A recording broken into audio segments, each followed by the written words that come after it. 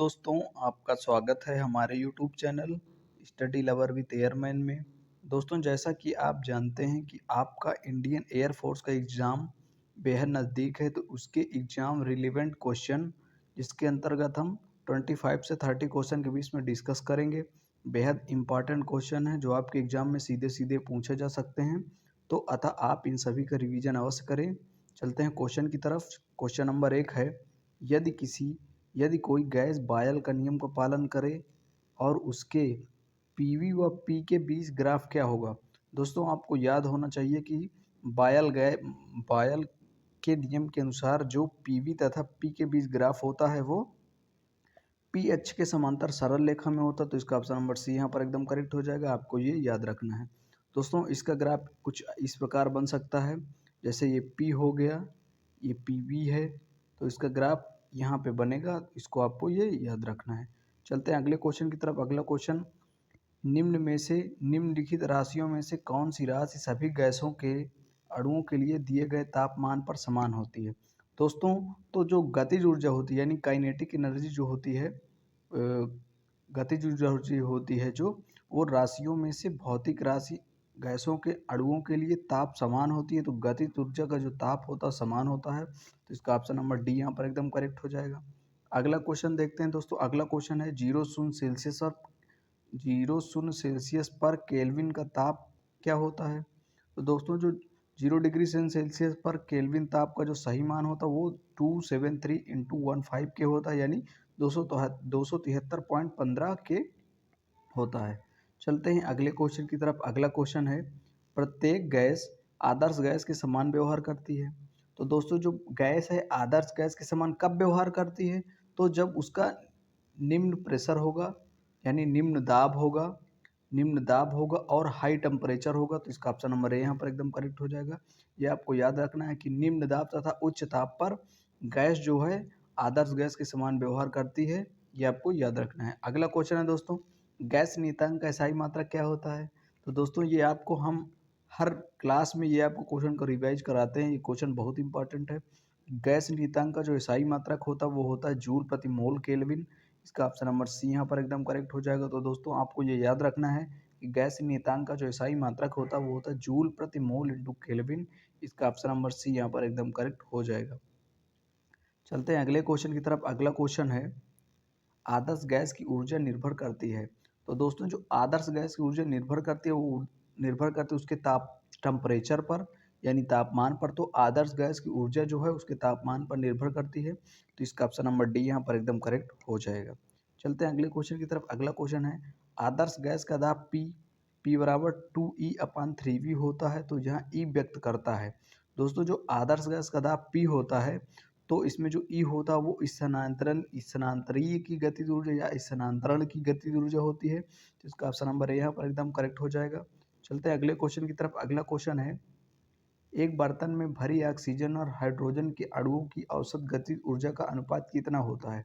दोस्तों, आपको ये याद रखना है कि एक जब बर्तन में ऑक्सीजन और हाइड्रोजन के अणुओं को भरा जाता है तो उनके जो गतिज ऊर्जा के अणुओं का अनुपात होता है वो 1 होता है, यानी इसका ऑप्शन नंबर ए यहाँ पर एकदम करेक्ट हो जाएगा। आपसे ये भी पूछा जा सकता है कि ऑक्सीजन तथा हाइड्रोजन के अणुओं की औसत गतिज ऊर्जा के मध्य अनुपात कितना होता है।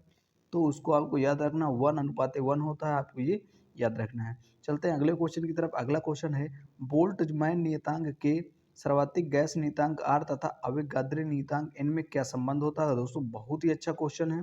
दोस्तों, ये क्वेश्चन है कि बोल्ट्जमैन नियतांक के सर्वाधिक गैस नियतांक आर तथा अवोगाद्रो इनमें जो संबंध है वो के बराबर R/M है, यानी बोल्ट्जमैन नियतांक बराबर होता है गैस नियतांक अपान अवोगाद्रो नंबर के। तो इसका ऑप्शन नंबर सी यहाँ पर एकदम करेक्ट हो जाएगा।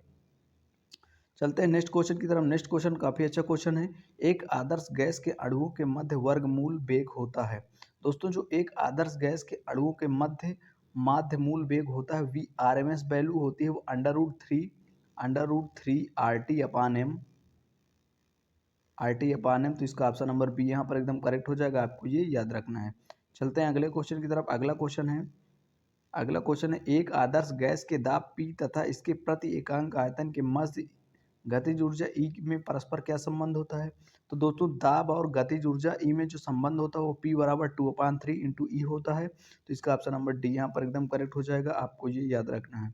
दोस्तों आपको पता होना चाहिए कि आपके एयरफोर्स के एग्जाम में जो क्वेश्चन आते हैं वो एकदम बेसिक लेवल के आते हैं, यानी आपका बेस एकदम मजबूत होना चाहिए।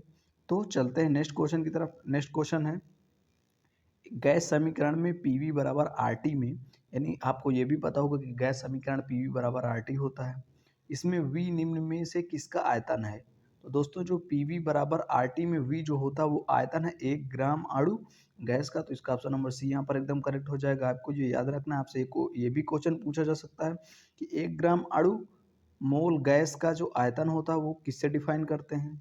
चलते हैं अगले क्वेश्चन की तरफ। अगला क्वेश्चन है, किसी व्यंजक पीवी बराबर के टी, पीवी अपान के टी किस भौतिक राशि को प्रदर्शित करता है? तो दोस्तों व्यंजक जो पीवी अपान के टी होता है वो जो अणुओं की गैस के अणुओं की संख्या यानी नंबर ऑफ गैसेस मोल को प्रदर्शित करता है। तो इसका ऑप्शन नंबर डी यहाँ पर एकदम करेक्ट हो जाएगा। चलते हैं नेक्स्ट क्वेश्चन की तरफ। नेक्स्ट क्वेश्चन है, परंताप टी पर किसी गैस के अणुओं की वर्ग माध्य मूल चाल अनुक्रमानुपाती होती है। तो दोस्तों आपको याद रखना है कि परंताप टी पर किसी गैस के अणुओं की जो वर्ग माध्य मूल चाल होती है वो अंडर रूट टी के अनुक्रमानुपाती होती है। इसका ऑप्शन नंबर बी यहाँ पर एकदम करेक्ट हो जाएगा, आपको ये याद रखना है। चलते हैं अगले क्वेश्चन की तरफ। अगला क्वेश्चन है, किसी गैस की माध्य गतिज ऊर्जा होती है। दोस्तों जो किसी गैस की माध्य गतिज ऊर्जा होती है तो 3 PV/2 होती है, जिसका ऑप्शन नंबर ए यहाँ पर एकदम करेक्ट हो जाएगा, ये आपको याद रखना है। चलते हैं अगले क्वेश्चन की तरफ। अगला क्वेश्चन है, किसी गैस के अणुओं के मध्य गतिज ऊर्जा दोगुनी हो जाए, यानी किसी गैस के अणुओं के मध्य जो गतिज ऊर्जा है वो दुगनी हो जाए तो उसके आयतन आयतन तथा दाब में क्या प्रभाव पड़ेगा, यही आपसे क्वेश्चन पूछा है। तो दोस्तों यदि किसी गैस के मध्य की गतिज ऊर्जा दोगुनी हो जाए तो उसका जो आयतन स्थिर आयतन पर उसका दाब दोगुना कर दिया जाए तो ये बराबर हो जाती है। चलते हैं अगले क्वेश्चन की तरफ। अगला क्वेश्चन है, गैस के अणु की कुल ऊर्जा होती है। तो दोस्तों जो गैस के अणुओं में जो कुल ऊर्जा होती है वो ऊर्जा धनात्मक होती है, इसका ऑप्शन नंबर ए यहाँ पर एकदम करेक्ट हो जाएगा। दोस्तों ये क्वेश्चन आपके एग्जाम इंडियन एयरफोर्स के एग्जाम 2021 में पूछा गया है। क्रांतिक ताप वह ताप है। तो दोस्तों जो क्रांतिक ताप है वह ताप है जिसके ऊपर द्रव द्रवित नहीं हो सकता, यानी जिसके ऊपर कोई भी गैस द्रवित नहीं हो सकती, वही है क्रांतिक ताप। इसका ऑप्शन नंबर ए यहाँ पर एकदम करेक्ट हो जाएगा। चलते हैं अगले क्वेश्चन की तरफ। अगला क्वेश्चन काफी अच्छा क्वेश्चन है, इस साम्य अवस्था की स्थिति में किस राशि का मान शून्य होता है। तो दोस्तों जो साम्य अवस्था की स्थिति में आणविक बल जो होता है उसका मान शून्य होता है। तो इसका ऑप्शन नंबर डी यहाँ पर एकदम करेक्ट हो जाएगा, बेसिक क्वेश्चन है। चलते हैं अगले क्वेश्चन की तरफ। अगला क्वेश्चन है, साम्य अवस्था की स्थिति में से किस राशि का मान अधिकतम होता है। दोस्तों जो साम्य अवस्था की स्थिति में उसकी गतिज ऊर्जा का मान अधिकतम होता है। तो इसका ऑप्शन नंबर बी यहाँ पर एकदम करेक्ट हो जाएगा, आपको ये याद रखना है। चलते हैं अगले क्वेश्चन की तरफ। अगला क्वेश्चन है, जिस धारा का परिणाम और दिशा समय के साथ नहीं बदलती उसे क्या कहते हैं। दोस्तों जो जिस धारा का परिणाम व दिशा समय के साथ नहीं बदलते उसे दिष्ट धारा कहते हैं, यानी डीसी दिष्ट धारा। प्रत्यावर्ती धारा तो एसी होती है, एसी तो बदलती रहती है, आपको याद होगा कि एसी बदलती है और डीसी नहीं बदलती है। तो इसका ऑप्शन नंबर बी यहाँ पर एकदम करेक्ट हो जाएगा। चलते हैं अगले क्वेश्चन की तरफ। अगला क्वेश्चन काफी अच्छा क्वेश्चन है, किसी पदार्थ में विद्युत क्षेत्र आरोपित करने पर विद्युत उत्पन्न होती है, यानी विद्युत उत्पन्न होती है कि यदि किसी पदार्थ में विद्युत क्षेत्र आरोपित करते हैं, यानी दोस्तों सिंपल क्वेश्चन है कि यदि किसी विद्युत क्षेत्र में किसी पदार्थ को आरोपित करते हैं, यदि पदार्थ को ले जाते हैं तो उसमें जो विद्युत उत्पन्न होता है वो उसके चालक गुण के कारण। इसका ऑप्शन नंबर ए यहाँ पर एकदम करेक्ट हो जाएगा, आपको ये याद रखना है।